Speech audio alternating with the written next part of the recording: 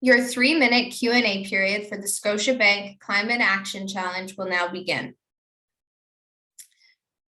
Have you had any unintended negative effects on the climate through this project, and how did you overcome them? The only negative effect that we had on climate change would be the fuel used for transportation. However, to combat this or reduce this, we are very mindful with when we go on a food collection trip, and we make sure that there is a minimum amount of food available for us to pick up before we make the trip so that we can reduce our carbon footprint as much as possible. We also have our volunteers carpool when they can. Next question. How did you design your evaluation process to effectively measure your project's climate impact?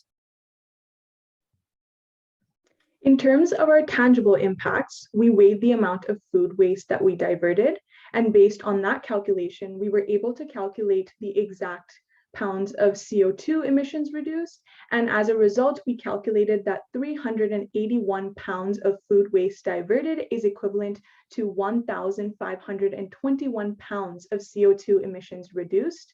We also measured our educational impacts by calculating the number of people that came across our social media posts, as well as the number of clicks on our resource hub. Next question. How do you ensure that your impact through this project is long-lasting? Since we are focused not just on the tangible side of CEDAR, but also the educational impacts, we are able to provide students with ample resources to integrate sustainability into their daily lives.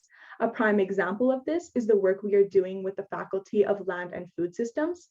Because we are working with students to create their own sustainable initiatives, we are able to spread not only our message, but our values as well. And this in turn will leave a strong, long-lasting impact in the student community.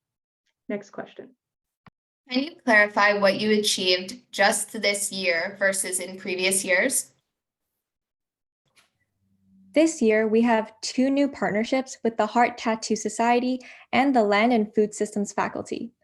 So for the Heart Tattoo Society, we are able to help 320 food insecure students and marginalized individuals in the downtown East Side gain access to nutritional meals. We also recently began working with the Land and Food Systems faculty and students to create their own food waste initiatives inspired by CEDAR across the Lower Mainland.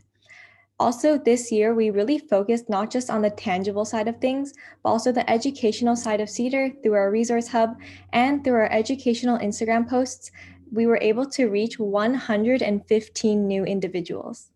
Next question. How did you conduct your needs assessment? Your time has now expired. Thank you.